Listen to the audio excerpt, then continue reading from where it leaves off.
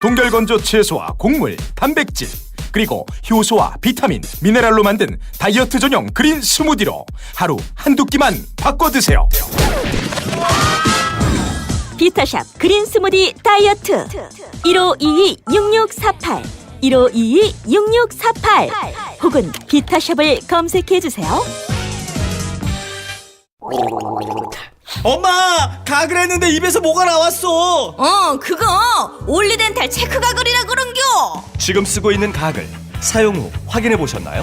무색소, 무알콜, 무계면 활성제의 올리덴탈 체크 가글은 쉽게 나온 입안의 이물질을 눈으로 확인할 수 있습니다. 딴지마켓에서 판매 중입니다. 한글도 남보다 빨리 깨치고 참 똑똑했는데 갈수록 실력이 뒤처지는 것 같아 걱정이에요. 혹시 초등학교 교과서 본 적 있어요? 어려운 어휘가 너무 많아요. 학교에서는 어휘 개념을 하나하나 설명해 줄 시간이 정말 부족하잖아요. 그럼 어떡하죠? 내 아이의 어휘만큼은 내가 책임져야죠. 어휘 공부의 정성. 초등어휘 3천, 초등어휘 5천. 검색창에 초등어휘 3천을 쳐보세요. 자려고 누웠는데 저스툰 지루한 지하철에 저스툰 자려고 누웠는데 지루한 지하철에 클래스가 다른 재미 저스툰 클래스가 다른 재미 저스툰 웹툰 웹소설은 저스툰 클래스가 다른 재미 저스툰.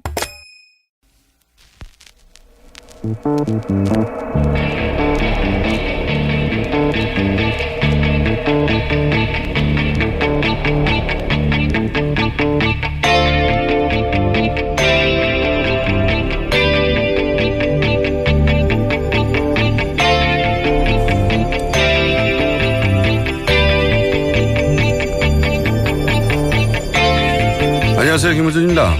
가장 최근에 육군 박찬주 대장과 부인의 갑질 논란부터 종근당 회장, 미스터 피자 회장의 경우까지 갑질 논란은 사회 전 분야에서 터져나오고 있습니다. 더 큰 권력, 더 높은 지위, 더 많은 돈이 있는 강자가 군림하는 것은 당연한 이치다. 그런 사고방식이죠. 그 뿌리는 뭘까요? 어떤 이들은 인간 본성을 얘기하고 어떤 이들은 유교문화, 어떤 이들은 군사정권의 폐해를 말하기도 합니다. 다들 영향이 있겠죠. 저는 거기 한 가지를 보태고 싶습니다. 일제강점기 시절 우리는 1등, 일본 다음 2등 국민이었습니다. 2등은 3등을 필요로 하죠. 그래야 1등에 굴종하는 자신의 낮은 자존감을 3등을 멸시하며 보상받죠. 청일전쟁에 패한 중국은 그렇게 3등이 됐고 그 전까지만 해도 우리에게 1등 대접 1000년 이상 받아왔던 중국은 그렇게 한순간에 3등이 됐습니다. 스스로 2등은 원래 1등이 누군지 가리지를 않습니다. 힘만 확인되면 바로 갈아타야죠. 일제가 떠나간 조선 총독부 건물을 미 군정이 차지하고 신탁 통치가 시작되자 1등 국민 자리는 중국이 한순간에 대체됐듯 미국이 차지합니다. 그 후로 미국보다 미국을 더 챙기는 스스로 2등 국민이 지금까지도 대한민국 도처에 넘칩니다. 그럼 앞으로도 영원히 미국이냐? 아니죠. 만약 미국이 중국에게 슈퍼파워 자리를 넘겨준다. 그럼 스스로 2등은 또 갈아타겠죠. 이 노예 근성이 자기보다 약한 존재를 만났을 때 바로 그때 그 노예 근성은 갑질로 변태한다. 김원준 생각이었습니다.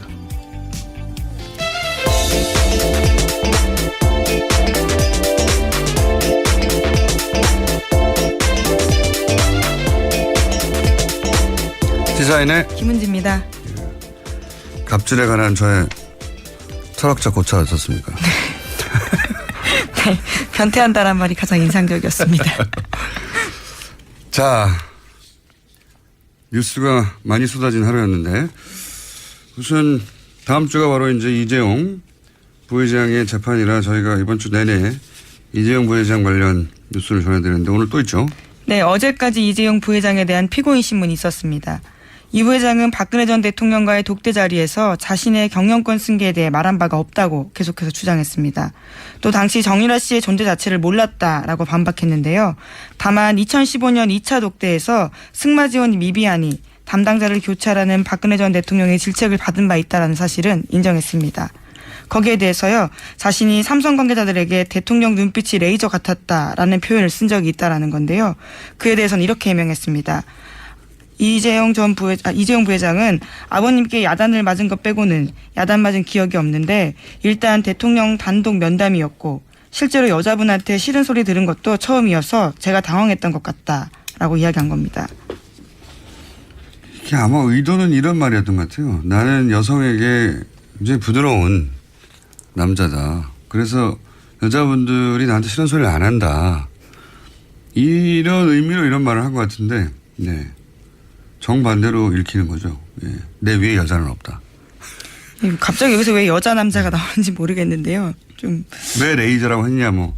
자기 했던 말들에 대한 해명들을 다 준비해서 나온 건데, 어쨌든 이제 그건 지나가는 얘기를 한 것이고, 아마도 본인은 본인이 여성에게 인기가 많다고 생각하는 것 같아요. 예, 그래서 이런 말을 한 것 같고요. 정유라 씨를 몰랐다는 게 핵심이죠. 예. 정유라 씨를 알았어야 주고받는 대가성 입증의 중요한 고리가 완성이 되는데 난 누군지 몰랐다. 사실은 이 이야기를 내내 했죠. 박상진 이번 주 내내 박상진 전 삼성전자 사장도 김종 전 차관을 사실은 다 거짓말하는 거라고 비난했단 말이죠. 그 내용의 핵심도 이 정유라 씨를 몰랐다는 거였어요. 네, 정당한 지원이라는 거죠. 승마협회에 대한. 그러니까 정유라 때문에 한 것이 아니라 정유라 존재를 몰랐다. 그렇게 공격할 수밖에 없는 게 김종 전 차관을 주로 공격했는데 박상진 전 삼성전자 사장은 그러니까 이재용 부회장이 공격할 걸 대신 공격한 거죠. 왜냐하면 김종 전 차관이 전해준 말의 내용은 이재용 부회장이 뭐라고 했다는 거였거든요. 그러니까 박상진 이제 삼성전자 사장이 독일에 가면서 박근혜 전 대통령이 이재용 부회장에게 정유라가 올림픽에 갈 수 있도록 지원해달라라는 요청을 했다. 이런 말을 자기는 들었다는 겁니다. 김종 전 차관이 박상진 전 삼성전자 사장에게서. 네, 전해준 말을 들었다라는 거죠. 그렇죠. 그러니까 이재용 부회장이 그 말을 했겠죠. 그러면 둘이 독대를 했으니까 이재용 부회장 그 말이 사실이라면 이재용 부회장이 아니 박근혜 전 대통령 만났는데 정유라가 올림픽 갈 수 있게 지원해달라고 그런다. 이 말을 했다는 거죠. 예. 김종 전 차관의 진술이 사실이라면. 그렇죠. 그리고 김종 전 차관은 또 뭐라고 그랬냐면 박상진 전 사장이 대통령이 정유라가 올림픽에서 탈 수 있는 말을 사주라. 그럼 다 얘기한 거예요. 사실은 김종 전 차관이 들은 거는 정유라 얘기도 나왔고 정유라한테 말을 사주라고 했고 말을 사줘서 올림픽 갈 수 있도록 해주라고 말을 했다는 거죠. 심지어 이후에 말 세탁과 관련된 구체적인 이야기도 했다라는 이야기가 나옵니다. 박상진 사장이요. 이 말은 독대를 한 박근혜 전 대통령으로부터 나올 수밖에 없잖아요. 이 말이 사실이면. 두 사람밖에 없으니까. 그 말을 박상진 전 삼성전자 사장이 이재용 부회장으로부터 듣고 그 중간에서 소위 이제 관리 역할을 하던 김종 전 차관한테 전하는 거죠. 말 사주라고 했어. 정유라 올림픽 보내라고 했어. 나는 그렇게 들었다고 김종 전 차관이 진술을 했어요. 결정적인 진술이죠. 내용상으로 보자면. 그렇죠. 예. 그리고 또 당시 안종범 수석 그 종범실록에 보면 대통령 지시사항이라고 적힌 메모 중에 올림픽 대비해서 말을 구입하라 이런 말이 그 내용이 나온단 말이죠. 그리고 그 메모를 한 날 안종범 수석과 당시 이제 미전실 어제도 얘기 나왔던 삼성의 브레인이죠. 중추 삼성그룹을 총괄하는 미전실 사장이었던 장충기 전 사장하고 통화를 했어요. 이 메모를 적은 날 통화 내용이 있고 앞뒤가 딱딱 맞아 떨어지는 거죠. 김종전. 근데 만약에 이 김종전 차관의 진술이 재판부에 들어지면 이제 뇌물죄 성립에 중요한 고리가 완성되는 거란 말이죠. 근데 둘 중에 한 사람은 거짓말인 거죠. 김종전 차관은 나는 그 말을 들었어 라고 하는 것이고 박상진 삼성전자 전 사장은 그런 말 한 적이 없어 라고 상충되는 진술과 증언이 이제 법정에서 있었던 겁니다. 누구가 거짓말 하느냐 이럴 때는 보통 그 거짓말로 득보는 사람이 있느냐 없느냐. 그렇죠. 이해관계가 어떻게 되는지를 봐야 되겠죠. 그렇죠. 근데 김종전 차관이 이런 말을 들은 적이 없어요. 근데 들은 적이 있다고 해서 자기가 얻는 이득이 있습니까? 자기 형량하고 상관도 없는데. 자기가 그냥 들은 말을 했을 뿐인데. 자기 형량이 줄어들지도 않아요. 자기 이해가 없는 거죠. 이 사람은 만약에 이득이 상상해서 있다면 삼성 부회장이 뇌물죄로 구속되는 것은 내가 기분이 좋아. 그런 게 아니라면 법적인 이해관계가 없단 말이죠. 예, 심지어 김종전 차관 같은 경우는 증인으로 나온 거거든요. 위증했을 경우엔 처벌받을 가능성도 있습니다. 자기가 이런 말을 뭐 들었으니까 들었다고 한다. 자기는 이제 그렇죠. 진술한 것이고. 근데 이제 박상진 전 사장이 그런 말을 한 게 만약 사실이다. 그러면 박근혜 전 대통령이 정유로 올림픽 가게 지원해달라고 했고 말 사주라고 했고 그래서 400억 지원했다. 이게 입증이 되면 있게 될 피해는 엄청나잖아요. 예. 뇌물죄 구성이 되고. 그러니까 반대로 그 말을 하지 않았다고 하면 얻는 이득이 크죠. 네, 또 피고인이기 때문에요. 예. 자신의 이해관계에 대해서는 거짓말을 하는 것 자체에 대해서는 처벌하기가 쉽지 않습니다. 누가 거짓말로 얻을 이득이 큰가 이걸 따져보면 되는 거라고 생각됩니다. 예. 다음 주에는 삼성 결론이 날 테니 또. 네, 구형이 있습니다. 결심이 있고요. 네. 선고는 8월 말 정도에 날 예정입니다. 운명은 다음 주에 시작되는 거죠. 예. 자, 삼성 이야기는 다음 주에도 계속 전해드리기로 하고 어제 굉장히 큰 뉴스가 나왔어요. 네. 국정원 네. 관련. 국정원 적폐청산 TF 활동 소식인데요. 국정원이 민간인 여론조작팀 3,500명을 조직적으로 운영했고 한 해 예산만 30억 원을 썼다라는 겁니다. 2009년 5월부터 2012년 12월까지 민간인으로 30개 팀을 운영했는데 국정원 내부에서는 이를 사이버 외곽팀으로 불렀다고 합니다. 국정원 개혁에 따르면 사이버 외곽팀 대부분은 별도 직업을 가진 예비역 군인, 회사원, 주부, 학생, 자영업자 등 보수 친여 성향 지지자로 개인 시간에 활동했다라는 겁니다. 그렇군요. 뭐 이런 의혹은 많이 있었죠. 뭐 숫자는 안 나왔어도 댓글 부대가 운영되는 거 아니냐고 하는 의혹은 지난 2012년 국정원 댓글팀이 이제 드러난 이후로는 네. 이제 댓글 부대라고 소위 이제 적극적인 표현이 나온 게 한 7, 8년 전이에요. 7년 전쯤이죠. 예. 제가 댓글 부대에 있다고 얘기를 했다가 음모론자를 엄청 욕먹었어요, 그때. 7년이 지나서라도 밝혀지니 반가운데, 근데 이거는 지금 2009년에서 2012년까지의 이야기거든요. 그렇죠. 예. 우선 나온 게 이 정도입니다. 이명박 전 대통령 전 정권이 아니라 전 정권 때 이야기예요. 두 가지 정도가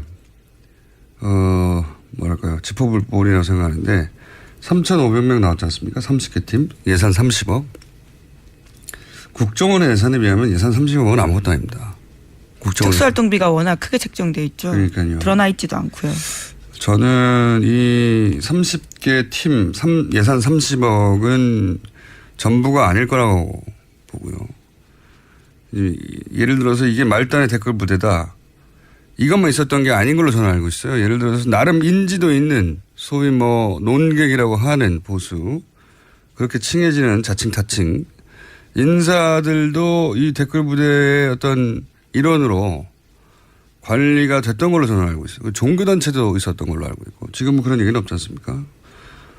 그 중에 이제 하나가 시발단 소위 사건으로 구속되던 윤 목사이고 그게 한 가지, 이게 다가 아닐 것이다. 이 규모도 그렇고. 국정원이 지금 정권을 다시 연장하기 위해서 시작한 일인데 예산을 30억만 썼다. 이건 저는 뭐 말이 안 된다고 보는데. 지금 나온 건 이만큼이지. 문서가 나온 게 이만큼이에요. 우선 국정원이 인정한 중간 보고 정도라고 보시면 될 것 같습니다.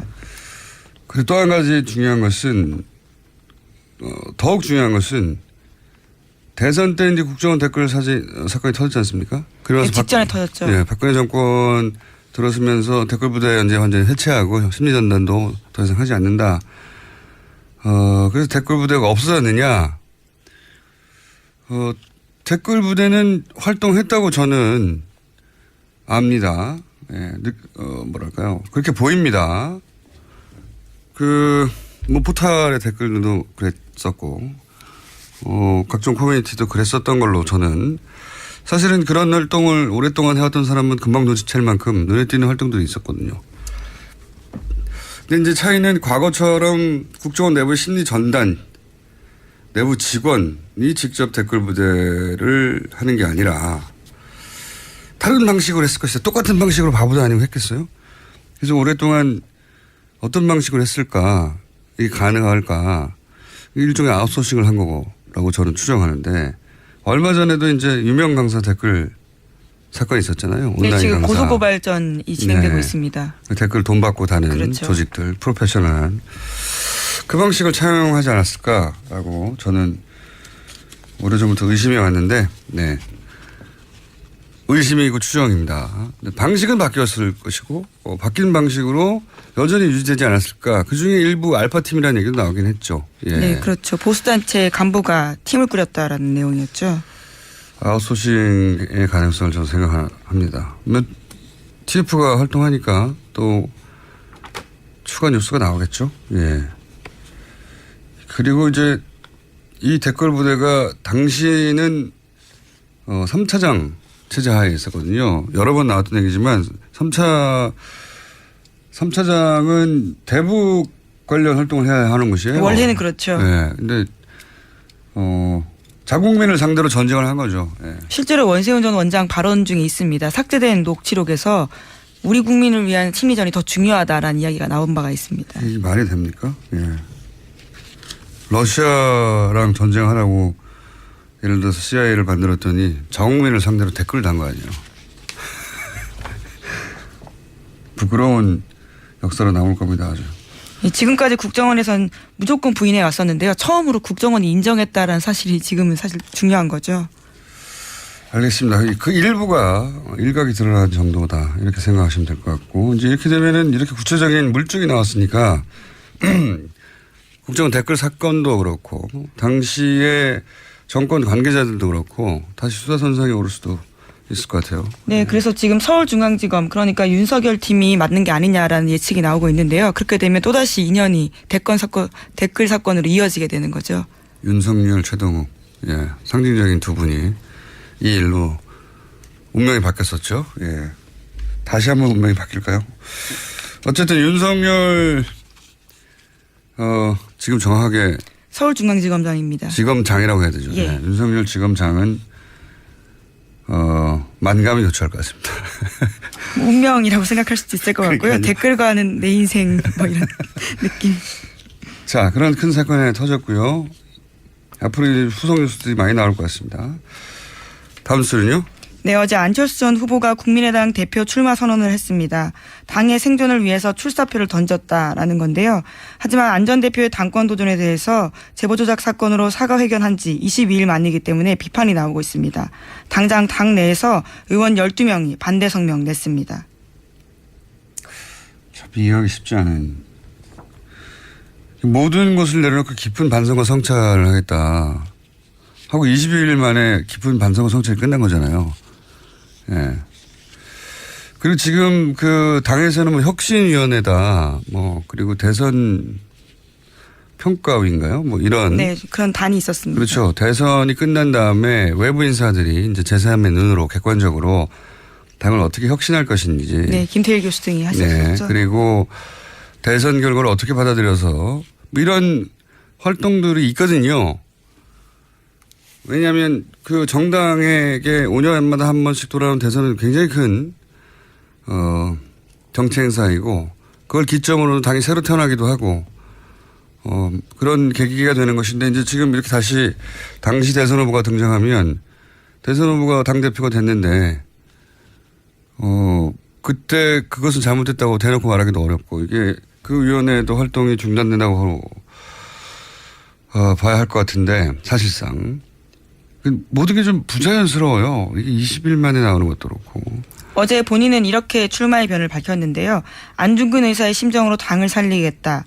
극중 노선을 강조하면서요. 또 국민의당이 무너지면 양당 기득권 정치가 빠르게 부활할 거다. 이야기도 했습니다. 극중. 이건 뭐 처음 나온 말이란 말이죠. 맞는 말인데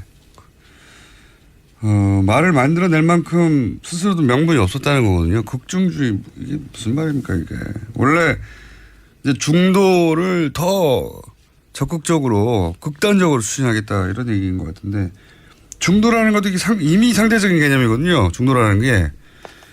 뭐 예를 들어서 유럽에서 중도 우파 그러면 우리나라에 오면 우리나라에서 좌파 소리는 민주당보다 훨씬 좌파적이에요. 유럽의 중도 우파가. 근데 어느 맥락에 있는지에 따라서 다른 거니까요. 그러니까요. 위치라는 건요. 정치 노선은 언제나 상대적인데 국중에 어디 있어? 이런 말이 어디 있어요? 말도 안 되는 말을 시기도 그렇고 안중근 두만강 그러면 지금 문재인 정부는 일제인가요? 모든 게 다 부자연스러워요. 난 참 이해가 안 가는.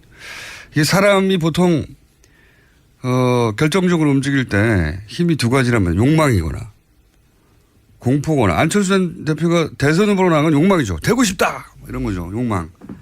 근데 당대표는 너무 되고 싶은 건 아니잖아요. 이거는 그러니까 공포가 무엇일까 안철수에. 왜 뭐가 뭐 낮은 지지율 때문에 당에 소멸할지도 모른다. 네, 어제 그렇게 밝히긴 했습니다. 그건 뭐 일반적인 생각이고 그렇게 짐작들 하는 거죠. 이해가 안 가니까. 그리고 뭐 지방선거 공천권 행사하지 못하면 당내 기반이 무너질 거다. 뭐 이런 우려도 있고 뭐 호남 의원들이 당을 장악하면 자신 입지가 축소될 것이다. 뭐 다 생각할 수 있는 공포이긴 한데 그렇다고 해도 대선 끝나고 3개월밖에 안 되잖아요. 앞으로 5년 후에 다시 대선을 나온다고 생각하는 정치인으로 이해가 가지 않는 행보다. 왜냐하면 큰 선거에 패한 정치인은 한동안 대중의 눈에서 사라졌다가 적절한 타이밍에 재등장하는 건 이 공식은 전 세계 똑같아요. 전세가. 뭐 그게 특별한 게 아니거든요. 다들 기본 중에 기본인데 정치에서 왜 이렇게 했을까. 그래서 저는 잠정 결론이 우리가 잘 모르는 사정이 있을 수 있다. 이런 생각. 우리가 잘 모르는 안철수 전 대표를 공포스럽게 만드는 사정이 있지 않을까. 그렇게 생각할 수밖에 없을 만큼 웬만하면 이해는 가거든요. 동의는 안 돼도 이건 잘 이해가 안 가는 행보입니다. 자, 여기까지 할까요? 네, 하나만 더 전달드리면요. 네. 영화 공범자들이 개봉을 앞두고 MBC와 김장경 사장, 김재철 전 사장 등한테 법원에 상영 금지 가처분 신청 당했다고 합니다. 아하. 이명박 박근혜 정권 시절에 공영방송이 어떻게 무너졌냐 하는 걸 다룬 최 감독님이죠. 예, 최승호 PD 네. 그리고 감독이죠. 최 감독님이라고 불러드려야 될 것 같아요. 두 번째 영화인데 예.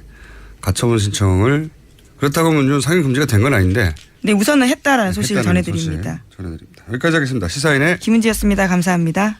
골반 잡자 바로 잡자 바디로직 허리 통증 바로 잡자 바디로직 2017년 쿨 썸머 바디로직 라이트 출시. 통기성이 좋아 땀 걱정 없이 한여름에도 쾌적하게. 입은 듯 안 입은 듯 가벼움의 신축성은 그대로.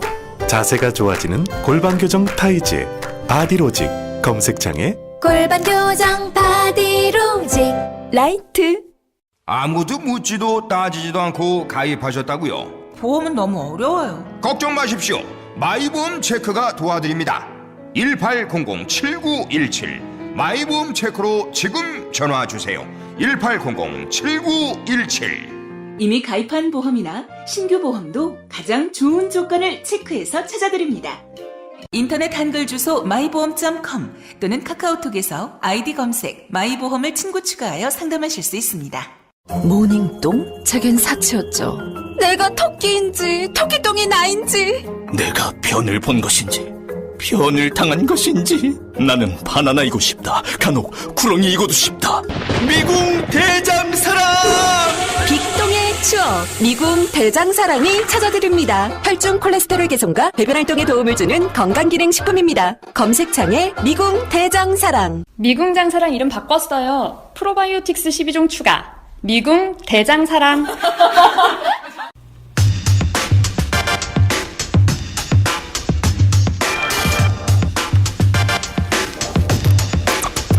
최순실은 구속됐는데 최순실 예산은 집행됐다. 지난해 문체부가 집행한 최순실 관련 예산 규모가 3천억이 넘는다는 분석이 나왔습니다. 이 문제를 제기한 더불어민주당 노웅래 의원 스튜디오에 직접 모셨습니다. 안녕하십니까? 예, 노웅래 의원입니다. 아하. 3,200억의 예산이 최순실 사업이라고 묶일 수 있는 사업에 최순실 구속 이후에도 예산이 사용됐다 이런 거 말씀이잖아요. 그렇죠. 뭐 최순실이는 구속이 되고 국정농단 사건이라고 규정은 됐지만 예산이 작년에 통과가 됐잖아요. 그러니까 예산이 지금 집행하라고 통과가 됐기 때문에 잘못이 있고 하더라도 책임은 물을 수 있고 잘못했다고 할 수는 있지만 돈은 쓰여지고 그렇죠. 돈은 안 쓸 수가 없게 돼 있는 거죠. 근데 뭐 지금 그 예산 규모가 3,227억으로 지금 나와 있고요. 16개 사업이다 이렇게 보는 겁니다. 찾아내신 최순실 사업으로 분류할 수 있는 사업이 16개. 문체부에서만. 그렇죠. 문화체육 관련해서만. 문화체육만 관련해서 주로 이제 문화체육 쪽에다 주로 한 거거든요.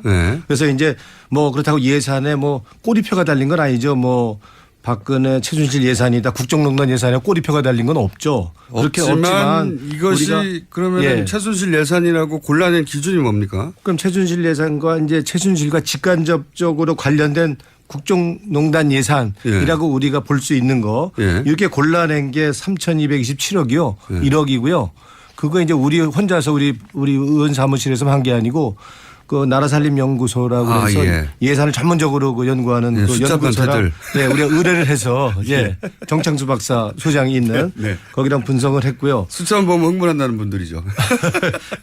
일단은 지금까지는 이 결산에 대해 결산은 사실상 우리가 주로 예산 주로 심의 위주로 했고 결산은 그냥 대충 요식행위식으로 통과의례식으로 해왔던 게 국회 관행이었어요. 2010년에 예산이 아니라 예산이 어떻게 쓰여졌냐는 결산서를 분석한 겁니까? 그렇죠. 예산을 그러니까 하나하나 어떻게 집행됐는지 그걸 들여다본 거죠. 국가 예산 결산서라고 그러면 뭐 100장, 200장 아닐 것 같은데요. 이거 엄청 많죠. 수천 장이죠. 수천 장을 다 숫자를 하나하나 봐가지고. 그렇죠. 이게 처음에 이제 예산이 잡힌 거랑 실제로 쓰인 거랑 그리고 이제 성과도 있을 거고 집행률이 다 나올 거 아닙니까? 근데 그 과정에서 어떻게 이게 계약이 됐고 수의 계약인지 경쟁 입찰인지 공모를 한 건지서부터 해서 그게 또 위탁을 줬는지 용역을 줬는지 이런 것부터 한번 다 뒤져본 거고요. 예산 결산서 몇천 장은 될 것 같은데 몇천 장 되죠? 그럼요. 몇천 장을 다 분석하는 의원실은 전 본 적이 없는 것 같은데요. 이번에 아마 결산을 아마 분석한 거는 아마 처음일 수도 있을 겁니다. 근데 아마 국정농단이기 때문에 한 거고요. 사건이 몇 개월 하셨습니까 이거를? 한 몇 개월 걸렸습니다. 그렇겠죠. 무슨 많은 숫자를. 그래서 이번에 국정농단으로 나라가 뒤집을 정도가 된 거고 그리고 나라 예산이나 국가 세금을 수천억 원을 이 특정인이 사실상은 먹잇감을 해먹은 거 아닙니까? 그래서 이거는 어떻게 잘못됐는지 얼마나 부당한지 이건 따져봐야 되겠다. 그러니까 어떤 예산 항목을 이것은 최순실 예산이라고 골라내신 거 기준이 있을 거 아니에요?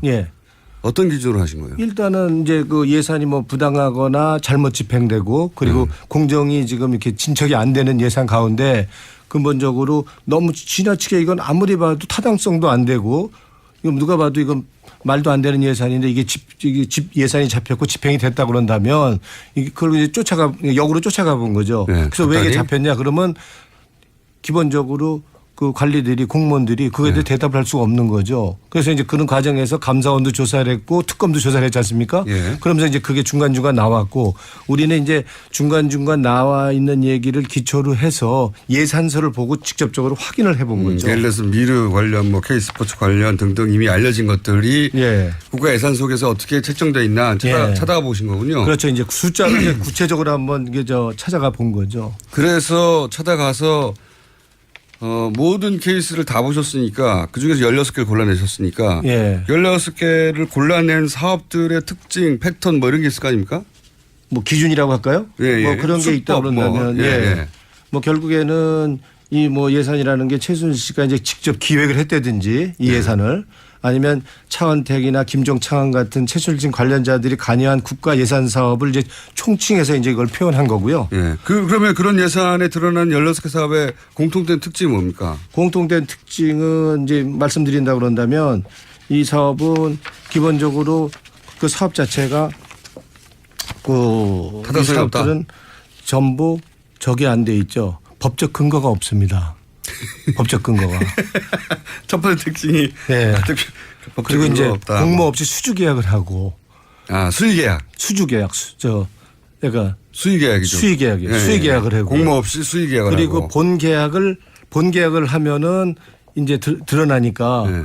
본 계약은 놔뒀다가 보통 하청이나 위탁이나 재하청이나 재위탁이나 이런 식으로 이제 하청에 하청을 하는. 그렇죠. 그래서 이 비위나 이런 잘못이 드러나지 않게끔 하는 수법으로 해서 그러면은 이 이제 사업이 거죠. 예를 들어서 최순실 예산인 줄 모르고 공무원들이 중간에서 이거 뭐 사담성도 없고 수의계약으로 이렇게 하고 이렇게 하면 안 되죠라고 중간에 브레이크를 걸면 어떡합니까? 보통 이제 그게 이제 그 수동적으로 이제 다 이제 일정 부분 다 관여가 돼 있다고 보는 거고요. 본인들이 이제 눈치 빠르게 영혼 없는 공무원이라는 얘기가 거기서 나온 거 아니겠어요? 그래서 대충 이제 위에서 시키니까 그러니까 직접적으로 아주 공격적으로 이 사업에 관여해서 자기가 잘못된 사업, 타당성이 없는 사업을 자기가 집어넣도록 하진 않았지만 약간 정도 차이는 있더라도 하여튼 지금 공무원들은 일정 부분은 다 책임이 있다고 할 수가 있는 요 거죠. 16개 사업에 관련된 공무원들 일정 정도 책임을 물어야 된다. 그렇죠. 근데 하고 싶지 않다까지는 아니어도 좀 그렇게 급한지를 몰라서 이렇게 천천히 진행된다. 네. 뭐 이런 수도 있지 않습니까? 그럼 뭐 청와대에서 연락한다든가 최순실 씨로부터 연락한다든가 아니면 그들이 알아들을 수 있는 뭐 메시지가 가나요? 근데 지금 일단은 이제 작년에 이제 이렇게 이제 국정농단 예산이 최순실이가 움직여서 뭐 실제로는 최순실이가 움직이기보다는 사실상 이 큰 틀에서 보면은 박근혜 대통령 지시사항이죠. 그렇죠. 박근혜 대통령이 총감독을 한 거고요.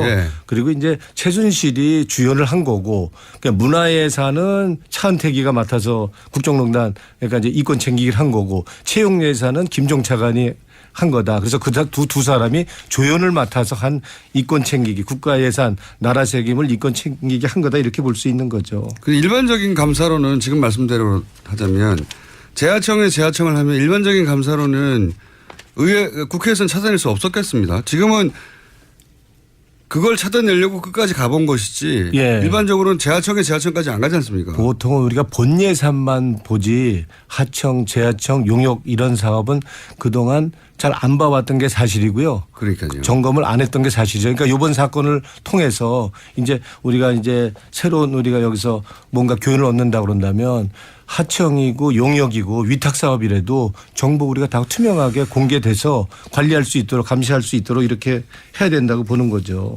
재하청까지 이번에 확인했더니 그 끝에 가면 그럼 그 재하청 회사들은 최순실과 관련이 있거나 아니면은 예를 들어서 최순실 씨 저희도 몇 번 다뤘는데 그 수법 중에 하나가 새로운 회사를 갑자기 만들거든요. 그렇죠. 그래가지고 재하청 어딘가에 쑥 끼워 넣거든요.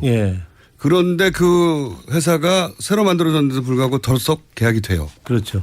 그런 패턴인데 확인이 됐나요? 그런 것도? 그렇죠. 확인이 됐죠. 그러니까 이제 보통은 본 계약이 안 들어가고 하청이나 위탁이나 이렇게 들어간단 말이에요. 그러려면 신생 기업을 이렇게 만들어서 그 기업이 그 위탁이나 이제 용역을 따도록 그렇게 유도하는 수법으로 이제 그 사업을 따내는 거죠. 그러니까 K나 미르가 앞에 나오고 그 다음에는 새로운 회사가 밑에 나온다든가. 그렇죠.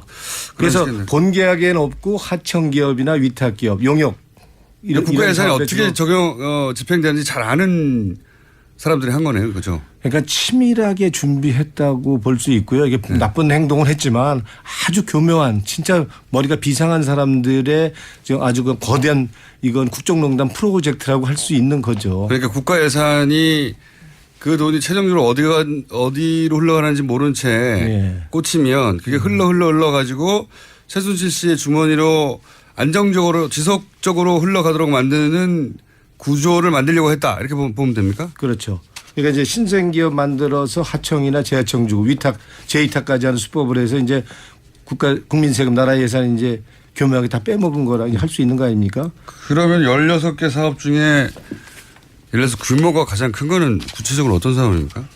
뭐 지금 16개 사업이 되고 국정농단 예산 최순실 관련 예산이 3,227억이라고 말씀드렸는데 사실상 이거는 빙산의 일각이죠. 깃털 일수만 있을 수라고 할 수 있습니다. 그러니까 이게 전부라. 근데 이제 16개 밝혀진 것 중에 제일 큰 규모는 여기서 이제 우리가 얘기한다 그러는데 그 문화창조융합벨트 사업이 대표적으로 이제 큰 사업이라고 할 수 있죠. 문화창조. 예. 차은택 씨가 했던. 그렇죠. 예. 아까 말씀드렸지만 16개 사업들이 공통적으로 공모 없이 수의 계약하고 예산 집행 세부 현황을 공개하지 않고 타당성 조사 근거 조작하고 사업 타당성 결여됐고 이런 건 공통적인 이런 저거고요. 근데 이거는 문화체육 예산만 국한했기 때문에 최순실의 국정농단 예산은 다른 부처까지 다 안 되면 엄청난 규모겠죠. 근데 이제 문화체육벨트는 얼마나 됩니까? 예, 거기 합친다 그런다면 이제 아까 말씀드린 3,227억인 거고요.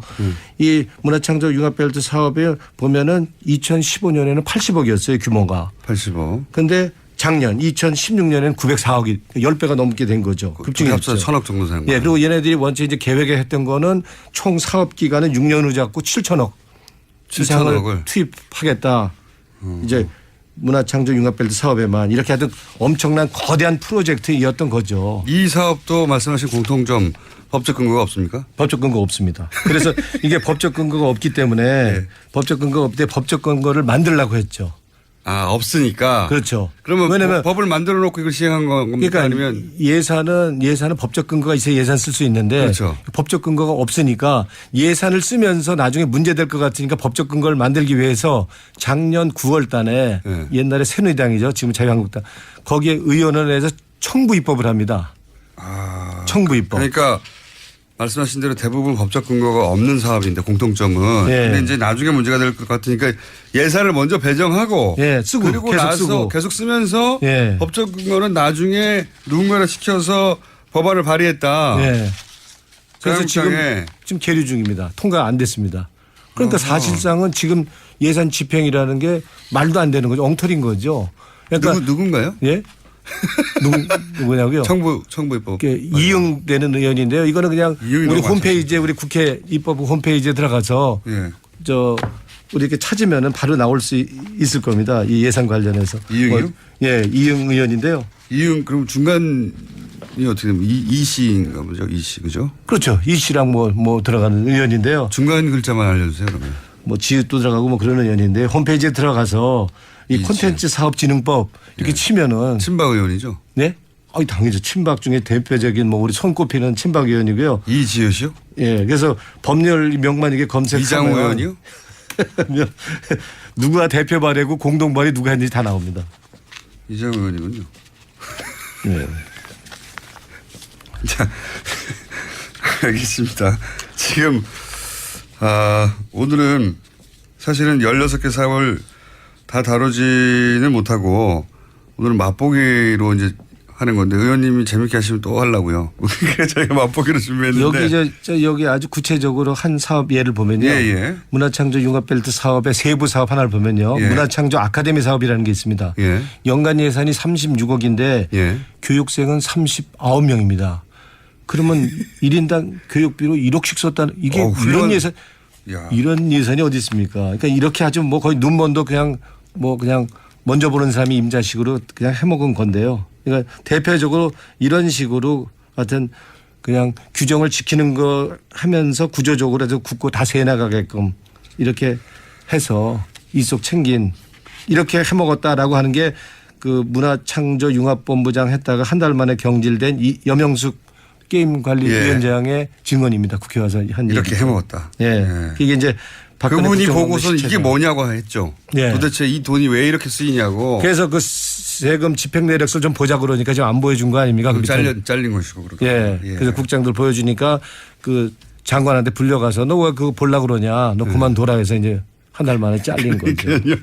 그 책임자가 이 돈 어떻게 된 거예요? 이거 왜 이 돈을 쓰고 있어요? 그랬더니 그런 거 알 필요 없다고 그랬더니 알 필요 없다고. 그 밑에 국장이. 그게 바로 이제 최순실 씨가 박근혜 전 대통령의 대통령 권한을 통해서 국가 예산을 VIP 관심사항이라고 쭉 뿌려서 돈이 툭툭툭 내려와서 결국은 최순실 씨 관련된 신생회사가 끝에 하청 재하청을 거쳐서 자기 주머니에 들어가는 그런 국가 예산을 비즈니스 모델화한 그런 사업 16가지를 발견하신 거죠 지금. 그 중에 여명숙 위원장한테 그런 거 그 예산 세세한 내역 알 필요 없다고 한 국장은 이번에 감사원에 감사 받았는데요. 이번에 뭐 받았겠습니까? 주의밖에 안 받았습니다. 그래요. 네. 그래서 본인은 별로 책임 없다라고 본인은 주장하고 있죠. 시킨 대로 했다 정도겠죠. 그러면은 이게 지금 문화체육예술 분야에서만 16개 3천억대, 3,200억대요? 예, 3,227억입니다. 을 찾아내신 것이고. 예. 그럼 그 외에 뭐 외교부도 있잖아요. 미얀마 대사관 ODA 사업. 그죠? 예. 외교 지금 산하에 이제 저희들이 이제 분석한 거는 문화체육 예산만 분석을 한 거고요. 지금 다른 부처까지 한다 그러면 뭐 지금 뭐 어마어마한 규모로 늘 텐데. 산자이나 뭐 이런 등등. 뭐 미얀마 대사관은 뭐 미얀마 대사 인사에도 개입을 한 거로 드러난 거고요. 예. 그 ODA 원조 사업에도 관여한 거로 그렇죠. 특검에서 그 나왔지 않습니까? 이미 밝혀진 것만 하더라도. 예. 그 교육부에서도 마찬가지로 정유라 특혜 부정 입학 이화여대 특혜 입학 시켜준 이화여대에 대해서 재정 지원 사업. 그랬죠. 규정과 기준에 안 맞게 엄청 많이 지원을 해줬고. 그것도 다 관련이 있다고 볼 수 있죠. 그 정유라가 아기 낳을 때 그 도와줬다는 이임순 교수가 재직하는 순천향대학. 네. 순천향대학도 뭐 훌륭한 대학이긴 하지만 뭐 손에 꼽히 첫 번째, 두 번째, 세 번째가 될 정도로 엄청난 재정 지원을 해줬습니다. 이것도 그 근거를 밝히기 어려운. 나라돈을 막 그래서 쓴 거군요. 이것도 역시 최순실 관련 사업이 전부채 걸쳐 이뤄졌다는 하나의 뭐 단적인 예 중에 하나라고 할 수 있겠죠. 오늘은 여기까지 하고요. 저희가 시간을 좀 따로 잡아야 될 것 같아요. 왜냐하면 16개나 되는데 하나 맛보기를 한 것이고 그리고 나라살림 소장님도 같이 나오시는 게 이게 투톱으로 구체적인 이야기를 할 수 있을 것 같고 그리고 이건 시작일 뿐인 거죠. 다른 예를 들면 미래부나 이런 데도 이제 뒤져보기 시작하시는 거죠. 그렇죠. 이제 주로 이제 문체부 중심으로 문체부 돈이 이제 보통 이제 쓰는 돈 뭔가 생산하는 돈이냐고 다 쓰는 이렇게 해서 사용하는 돈 아닙니까? 삶의 질을 위해서 문화를 위해서 체육을 위해서 쓰는 돈이니까 이 돈 먹기가 제일 좋다고 본 거고. 그래서 회수하지 않는 돈이니까. 그래서 이제 문화체육 돈을 중점적으로 이제 이권 챙기기의 수단으로 삼은 거죠. 알겠습니다. 최순실 예산 찾기 위원회라고 제가 지금 이름 붙였습니다. 예산 찾기 위원회. 저희가 코너 한번 어떻게 짜보겠습니다. 더불어민주당의 오늘 여기까지 하겠습니다. 감사합니다. 고맙습니다. 더불어민주당의 노웅래 의원이었습니다.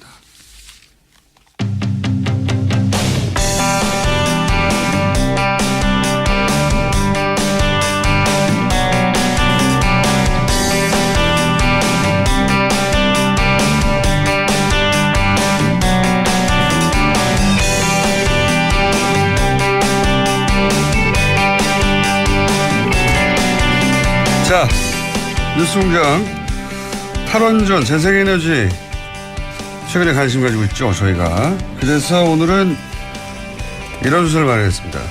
직접 사업을 하시는 분을 모셔보자. 태양광 관련해서. 재생에너지 태양광 활용한 클라우드 펀딩. 이거 100만 불이면 10억이에요. 100만 불을 모금한 요크의 장성윤 대표 스튜디오에 모셨습니다. 안녕하세요. 안녕하세요. 100만 불을 모은 분의 목소리로는. 자, 장승현 대표님. 저희가 앞에 노웅래 의원하고 시간이 좀 길어져가지고 시간이 짧아 몇 분 없는데 하다가 재밌으면 3분 또 할게요. 좀 이어서. 너무 걱정하지 마세요. 네. 제가 약간 요약해서 설명드리면 원래 미술을 전공하신 분인데. 네, 디자인 그렇죠? 전공했습니다. 그리고 이제 유학을 가신 거죠? 네. 유학을 갔다가 학교를 졸업하고 창업을 하려고 한 거죠? 네. 그런데 이제 당연히 미술을 전공했으니까 디자인 회사를 처음 했죠? 네. 근데 망했죠? 아니요. 망하지 망하진 않았습니다. 그렇게 잘 되지는 않았죠? 지금 저희 회사가 그 태양광을 하고 있지만 그 기본은 디자인 회사입니다. 망한 것도 아니고 잘 있네요. 네. 그런데 미술을 전공하고 디자인을 한 분인데 왜 갑자기 태양광 패널입니까? 저희는 태양광 패널만 제작하는 게 아니라 그 태양광 에너지를 일상생활에서 사람들이 사용하기 쉽게 할 수 있는 그런 제품들을 만들고 있습니다. 그래요? 네, 그러니까 대형 발전을 크게 하는 그런 태양광을 많이 생각하시는데요. 그런 게 아니라 지금 뭐 핸드폰 충전을 한다든지 그걸로 불을 밝힌다든지 이렇게 일상생활에서 전기 기계들을 충전할 수 있는 그런 제품을 만들고 있습니다. 그러니까 이제 태양광 하면은 주택 전기나 또는 네. 거대한 태양광 이렇게 네. 산업적인 기술적인 측면에서 얘기하는데 그게 아니라 아주 작고 휴대가 간편하게 만들어서 내 휴대폰을 바로 충전할 수 있는 좀 보여주세요 그러면. 아, 네. 예, 그런 거를 만드는 회사. 그러니까 이게 일상 중에 부스럭부스럭 꺼내고 계시네. 일상 중에 사용해야 하니까 네. 디자인적인 요소가 중요하다 이렇게 연결되는 거군요. 네, 그렇습니다. 한번 줘보세요. 네. 어머나 예쁘네요. 이 이름이 뭡니까? 아, 솔라 페이퍼라고 합니다. 아, 종이처럼 얇다고? 아, 그렇죠. 역시. 아하. 이게 이제 요즘 말하는 그 휴대폰보다 약간 커요. 약간 큰데 패널을 자석으로 붙이게 돼 있네요. 네. 그게 그 패널을 자석으로 붙이면은 네. 이렇게 원하는 만큼의 전력량을 만들 수가 있는 거예요. 그렇죠. 모자라면 하나 더 붙이고 그렇죠. 붙이고. 모듈식이니까. 굉장히 얇으네요. 종이는 과장이고요. 종이 한 30장 정도, 20장? 아, 근데 그게 네. 그 기존의 그 다른 제품들을 보시다가 이걸 보면은 네. 아, 이거 진짜 종이처럼 얇구나라고 이제 느낌이 좀 오실 겁니다. 그리고 디자인적, 왜 디자인 회사가 필요한지 알겠습니다. 이게 세련되게 예쁘고 생겼네요. 예쁘게. 네. 사람들이 사실 이걸 꺼내놓고요. 맞아요. 도시에서 쓰려면 예뻐야 하잖아요. 아, 맞아요. 예쁘지 않으면, 그러니까 물론 자연을 생각해서 커다란 우산 같은 태양광 네. 패널을 들고 다니면서 펼칠 수도 있겠으나 무겁기도 하고 크기도 하고 모양이 안 나거든요. 맞아요. 모양이 중요하죠. 그것도 굉장히 정말 중요한 부분이기 때문에 기능보다 더 중요할 때가 있습니다. 그럴 수 있습니다. 젊은 세대에게는 맞습니다. 특히나 예. 도시 사람들에게는 네. 그래서 태양광 회사로 근데 결정은 계기가 있을 거 아닙니까? 이런 생각을 하게 됩니다. 야 이거 디자인이 중요해라고. 아, 네. 저희 보니까 이제 그 일단 아까 망하지 않냐고 하셨는데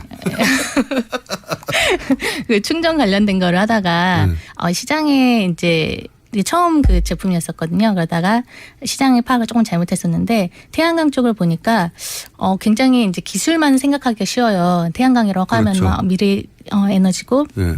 보조금과 기술만 생각납니다. 네.